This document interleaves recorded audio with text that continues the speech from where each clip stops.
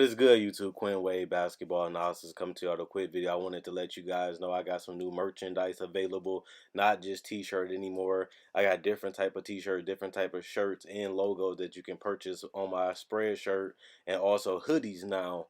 We have expanded and added more to the channel and more merchandise for the brand.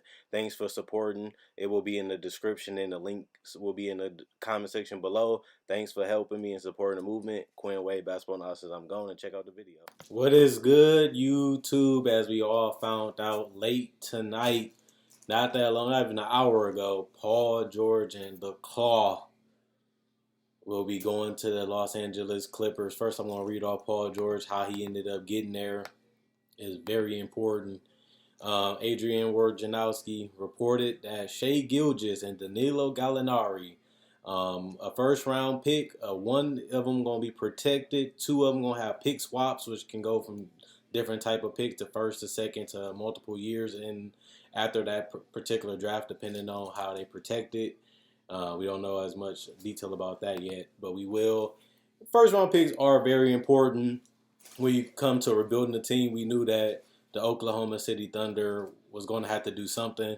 There was a team that was cap strapped, and they didn't really look like they had a legitimate chance of winning the title with Russell. I said that in my video about Nerlens and them. They have a bench, they have talent, but if you're paying Steven Adams $100 million, Russell Westbrook almost $200 million at this point, and then you still got to pay Dennis Schroeder and Paul George for a team that hasn't even won 50 wins, a team that hasn't even made it out of the first round. And Russell Westbrook had knee surgery and thumb surgery, and Paul George had shoulder surgery. So you do start to think, what direction can they really go in? How can they get out of the situation? And it was just seeing that Paul George and Russ is not enough.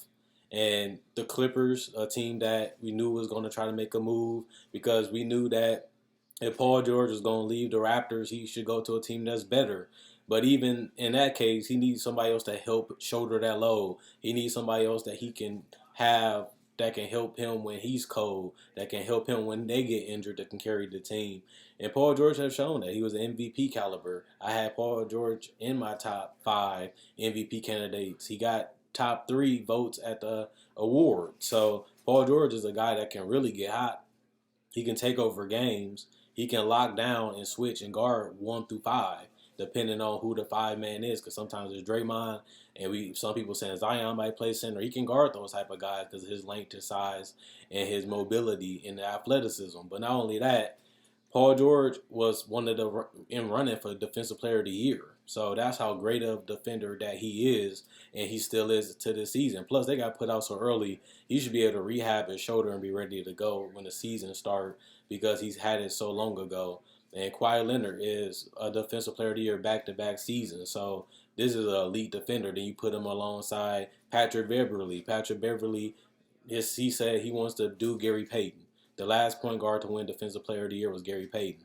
Patrick Beverly said that's on his list. That's what he wants to do. And you want to know the best way to do it?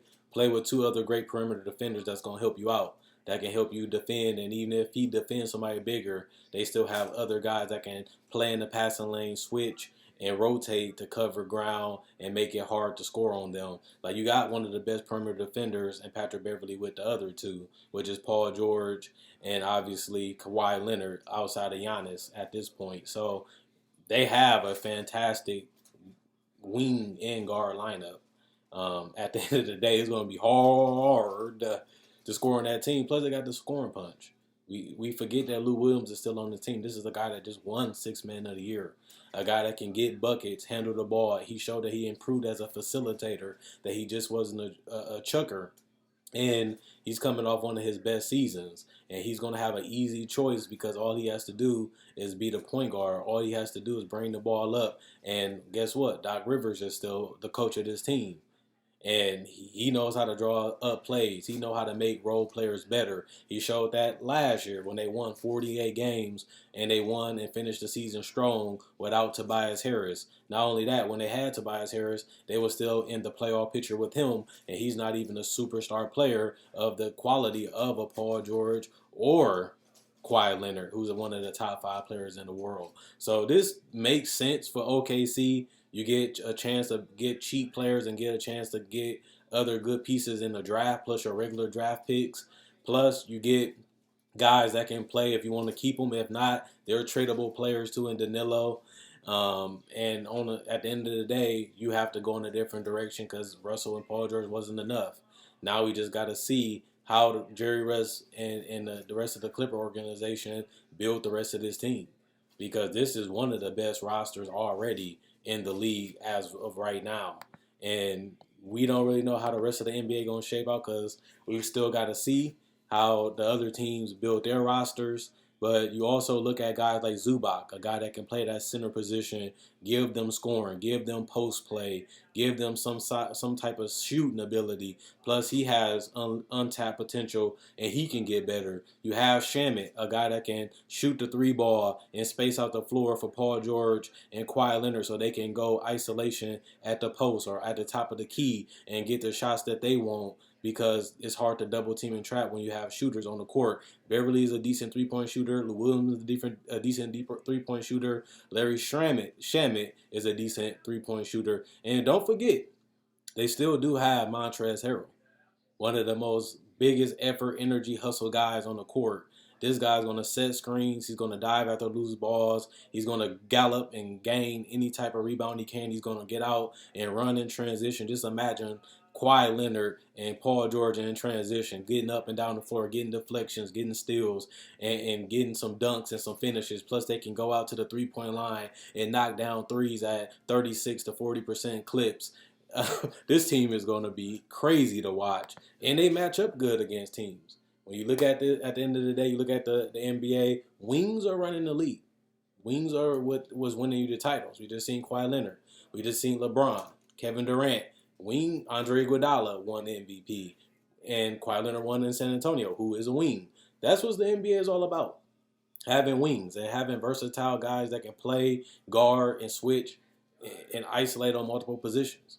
Paul George and them will be interested to see how they complement each other. They both can play off the ball. They both can shoot threes in mid-range. They both can come off screens. And they both can create shots for them teammates and make their job easier because they draw so much attention. They're so unstoppable one-on-one. And that's one of the hardest things to do when you can't double team or trap, but you have some of the best scorers and you can't really afford to leave your teammate on the island to guard a guy. We've seen what Kevin Durant did to Patrick Beverly. They couldn't stop a one-on-one, but they also couldn't help because of Clay, because of Steph, and it just makes a team a lot harder to deal with. Plus, they play defense.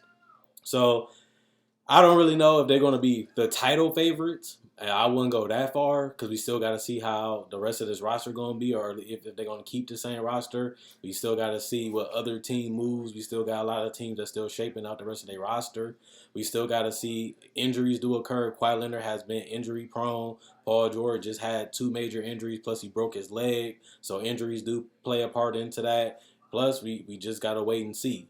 This looks good on paper. The teams look very well capable of winning it all, especially in the West. But we still have to see how the other teams shape out. We still have to see how trade deadline shape out because it's going to be teams consistently making moves to get better. This do put them in that power position that you have, and that's one of the best things that you can have, especially at that 2 and 3 position if they play them like that. So this is going to be crazy. And they can play stretch 4 too because they both got size and length and wingspans and athleticism. So some can play small ball 4, and you can see them put Shamit or Lou Williams on the court with all Patrick, Lou, Kawhi, and Paul George, and you can put Zubac in there, Montrezl Harrell at center.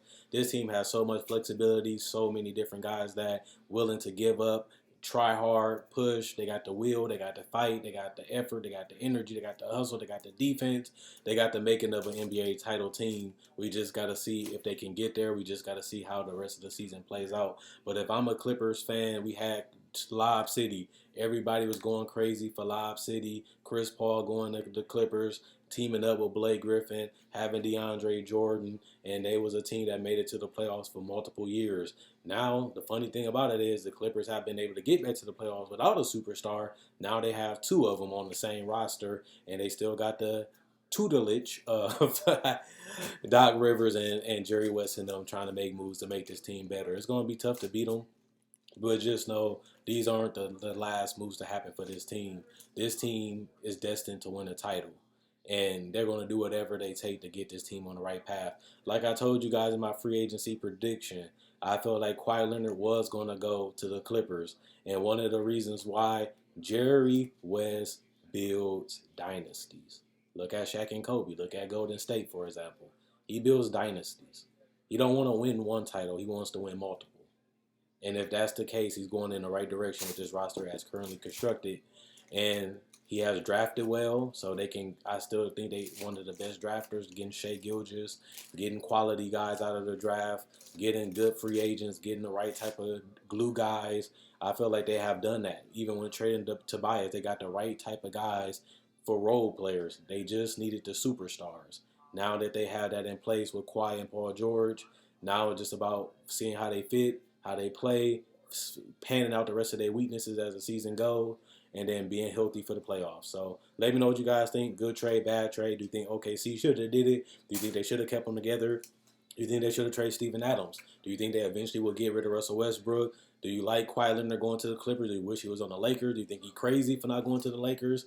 Or do you think you're just surprised that they was able to get Paul George and Kawhi at the same time as soon as Kawhi Leonard decided to stay? Best part about it is they got long-term commitments. Paul George signed a long-term extension with the Thunder. Since he only played one season under that contract, they got him for a couple more. And Kawhi Leonard signed a 4-year extension, so don't forget that. He will be here for multiple years if they continue to keep this team together. They do have long-term commitments from Paul George and Patrick Beverley and Montrezl Harrell, and Lou Williams got a contract extension, and so does Kawhi Leonard. So if you're a Clipper fan, keep that in the back of your mind. If this team works, they have them on long-term deals, and they can really play together, and that's all we got to see. So let me know what you guys think.